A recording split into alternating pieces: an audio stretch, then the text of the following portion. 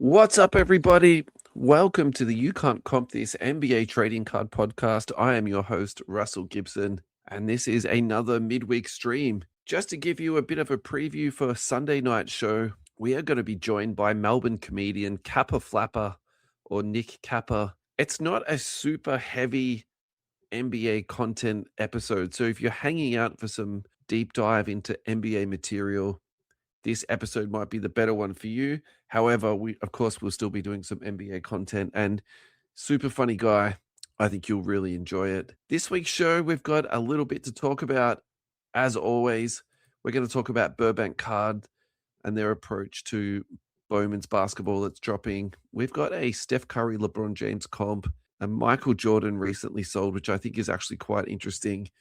And then congrats on the win. Top Shot and how that may or may not be coming back to the pop culture. So without too much more wasted time, let's get straight into this video that was put onto Burbank's Instagram account. I'm very interested by this story because their approach to hobby boxes, and the owner of Burbank has been very public about this. He believes that part of the issue in the hobby is breaking, and they are staying away from that. And his aspect on cards is selling sealed boxes, but also singles. If you've ever been to the Burbank shop, you've never seen so many cards in your life. There's also rumors that he has literally millions more cards out the back, or that aren't able to be purchased, or aren't on display. And at some point in time, he's going to be doing a larger expansion, and then all of those cards will be put out for people to go through. So that's his perspective on the world, to combat the rising prices of boxes, that if you come into the shop on release day, so he's going to be generating a whole bunch of buzz for his shop. People can come in and get and amazing prices. $700 for a jumbo, or sealed for $1,600. Hobby $359 cut, or sealed for $800.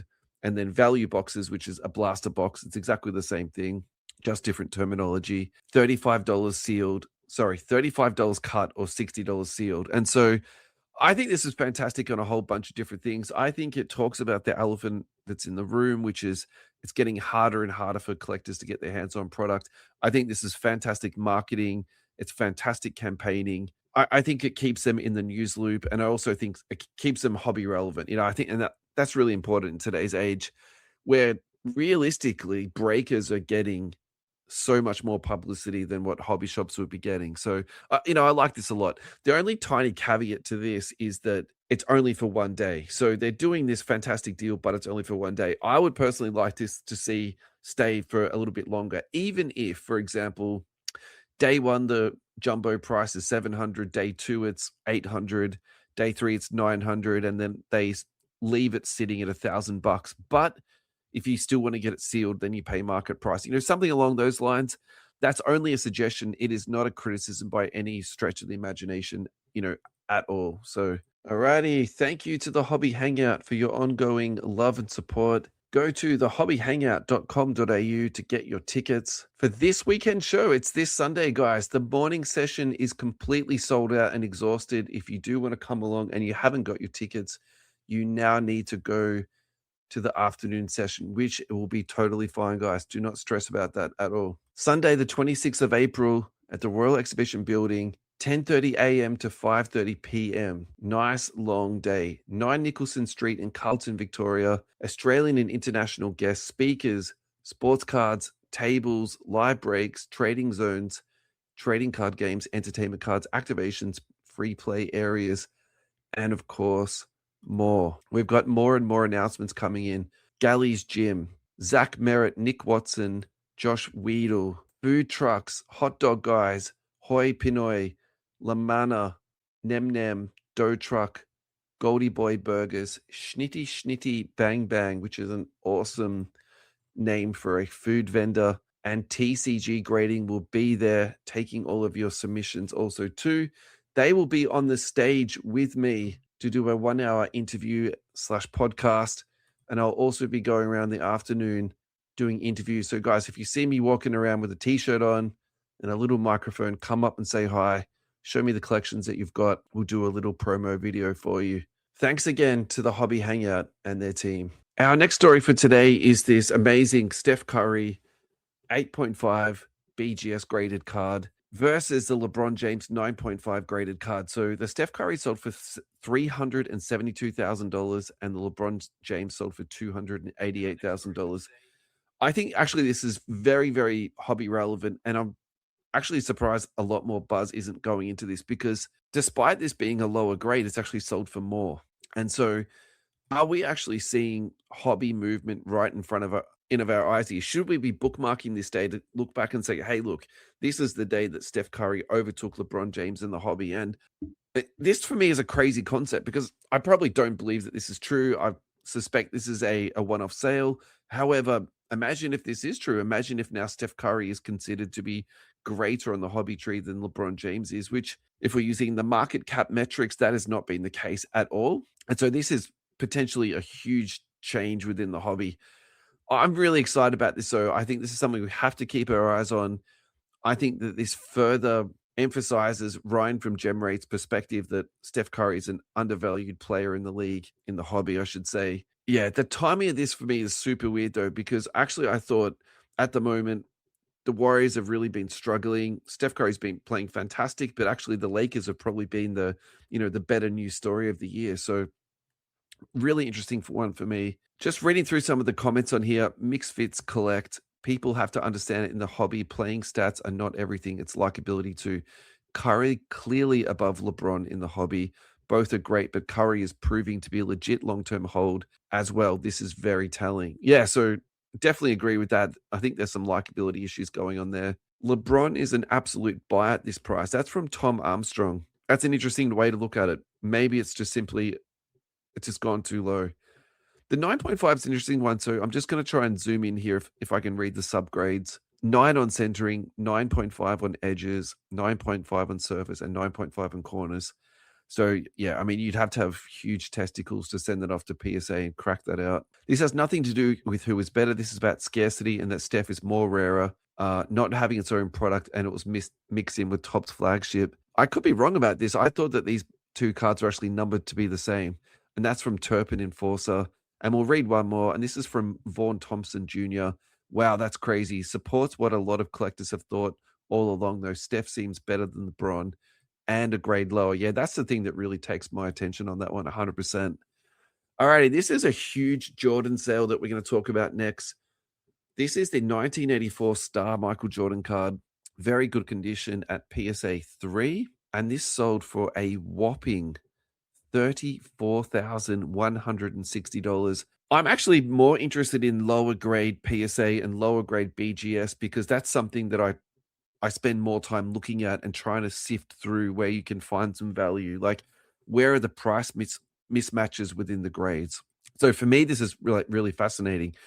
And I think what you can see here, extremely clearly on this graph here, look at this from early 2025. This was trading at about $10,000 and this has gone up here. So I was talking just a couple of seconds ago about the price mismatches.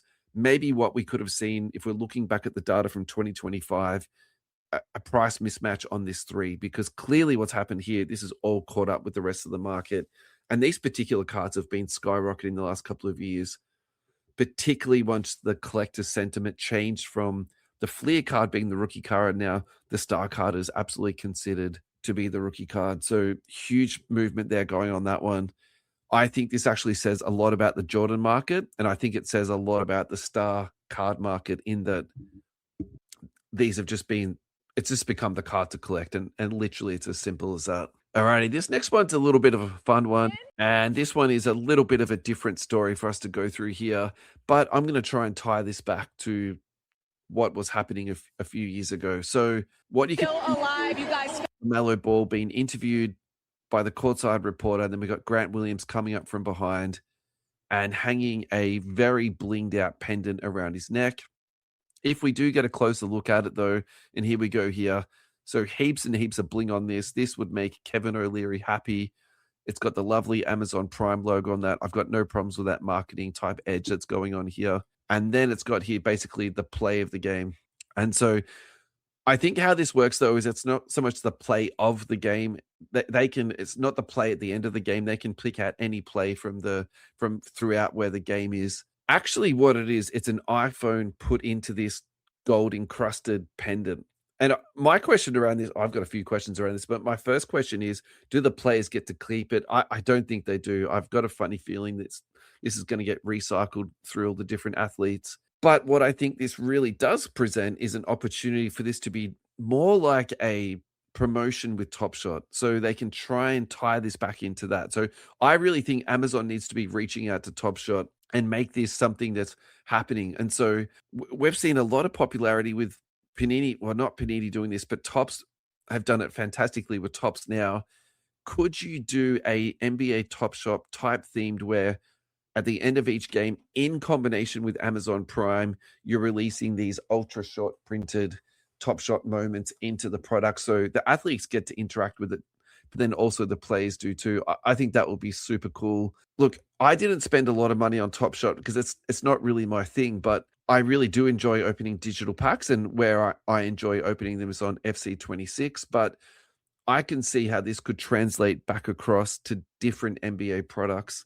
And I think that people could get back into it if the marketing's right and if people are given a reason to interact with it on a day by day basis. I think that's where video games do it so well, in that you get these digital cards out of packets and then you actually use them in the video game. I personally think the problem for me on Top Shot was like, yes, you open these moments and you collect these moments, but then what do you do next with them? I think this would give it somewhat of an interactive angle if they couldn't be then used in a video game. So yeah, for me, this is super cool. And I'd definitely like to see more of these type of, fantastic interactive ideas. Alrighty, this is just a follow on here, and this is where I got the information that it's actually a mobile phone. So this is from at the real Bede, Jason Bede. Magic forward Paulo Banchero was gifted the Amazon Prime Playmaker chain in the locker room after Orlando's play-in win over Charlotte. It's an iPhone guarded by some shiny bling that plays his highlights for the game. Alrighty, up next, we've got from at Giles, JYLE Triple S. Give this guy a follow. He's doing some good organic content here.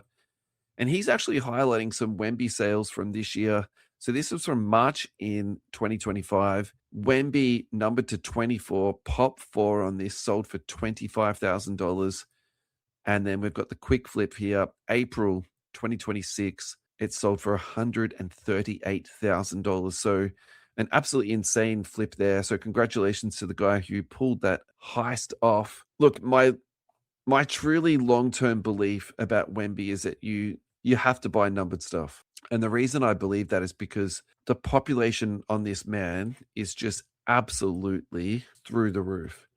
And so what I worry about this guy long term is it's not his value. I think his value is going to be totally fine. But what is going to be the problem is the population. We're already up to 5,000 silver PSA 10s alone. So just alone, we've got 5,000 of those. The total population at PSA is 8,100. So that's going to get to 10,000. That's just, it's not an if or a when. My crazy claim on this card was that could the silver PSA 10 get to 10,000? Because it's just how much stuff that's out there and everybody's going to get them and send it off to PSA. Look, me personally, I think this is a massive concern. I think if you're spending this much money on a card that's a population of that higher and could go higher, it's a massive problem. The problem now is that, okay, 25,000 is a heap of cheddar. There is no doubt about that. That's a massive risk. But to then flip it out into that at $138,000, now the problem is to buy into this guy. It's even bigger of a problem. So, collectors are now left with either a massive bill of 6 figures and above, or buying a card that's got a population of 5,000 on. It's a really, really tough dichotomy. And I think, and maybe this is a segment that we could do, where are the areas of value on Wemby that you can actually get into and get into at a reasonable price? Like, what can you get for $100? What can you get for 500, even $1,000? Because, yeah, clearly this one here is up to 2,600. Listeners at home, I'm going to put this back to you guys. What Wemby cards are you buying that are a reasonable price, that are good value? Is there anything out there that's left that you think is a good purchase when it comes to Wemby? Yeah. Alrighty, this is what I would call a good news story for the hobby. This is announced from Topps directly from their Instagram account, and they're announcing they've signed Anthony Edwards to a partnership. I am very excited about this, and I think this is a step in the right direction. My personal belief is I would like to see all the athletes on the same contract, and I'm sure that's impossible, and I'm sure that that will never happen in my lifetime, but that's just my dream.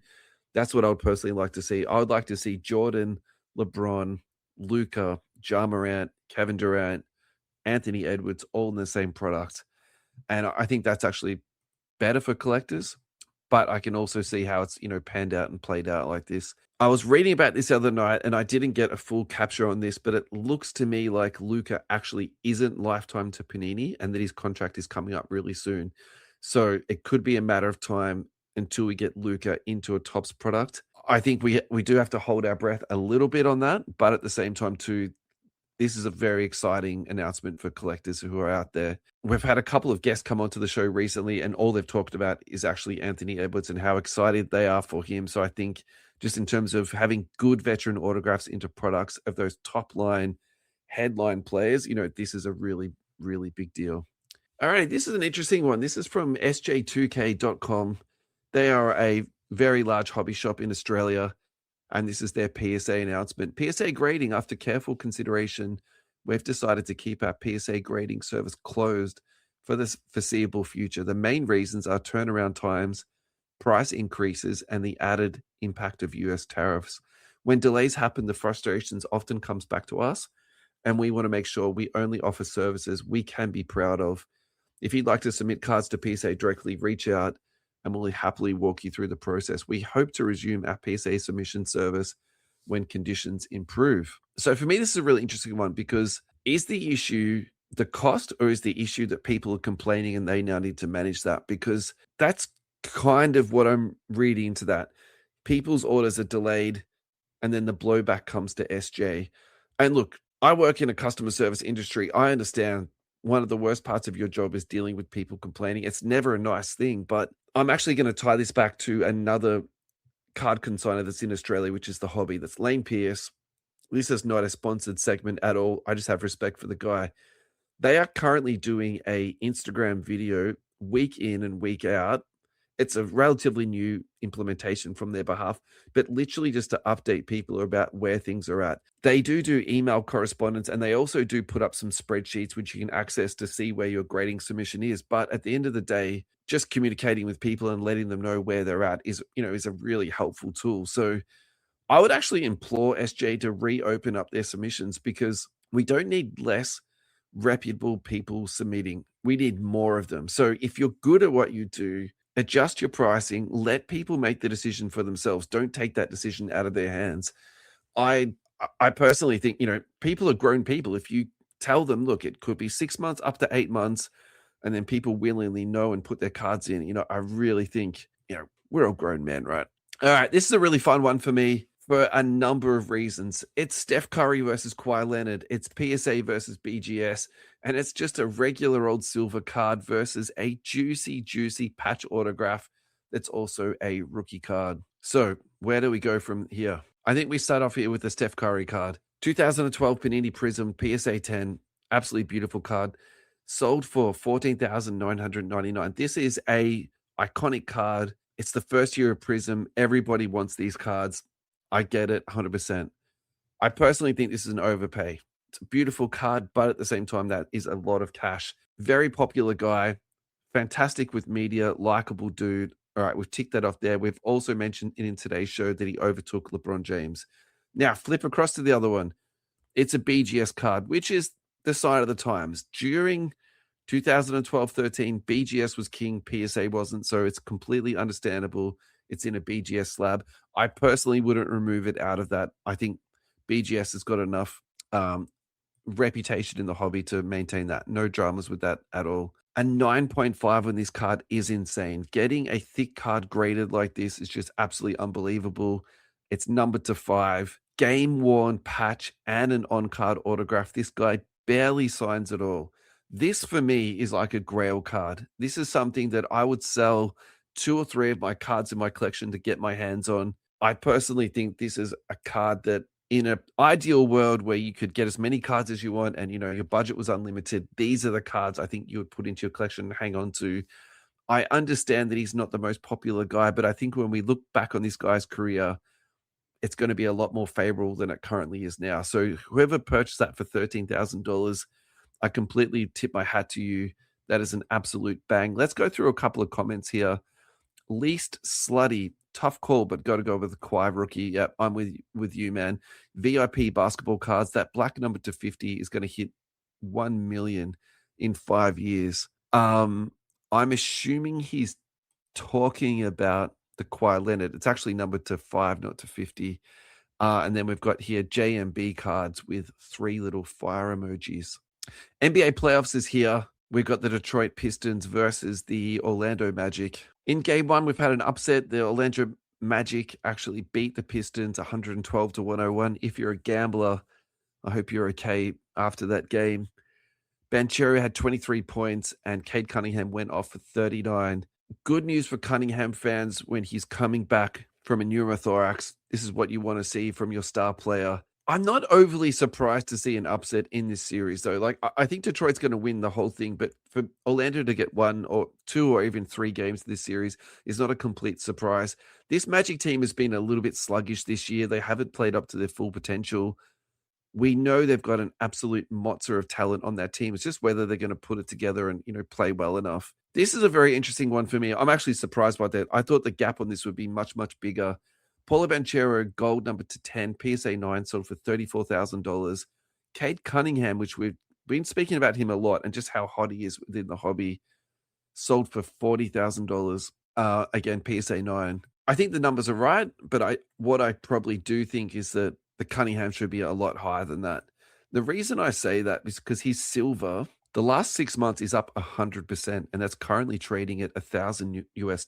So for me, there's just so much more movement on that card. 40K is a lot. If that was a PSA 10, that could actually be a 6-figure card. Let's do one more card versus card. Then I've got a listener question, and then we're going to tie this bad boy off for today. We're going to keep this one nice and short and sweet. We got Jalen Johnson here. He's gold prism, PSA 9, sold for $13,350 versus Karl Anthony Towns, BGS 9.5, and that lasts for $9,300. If I had to choose between one of these two, I'm absolutely going for Jalen Johnson.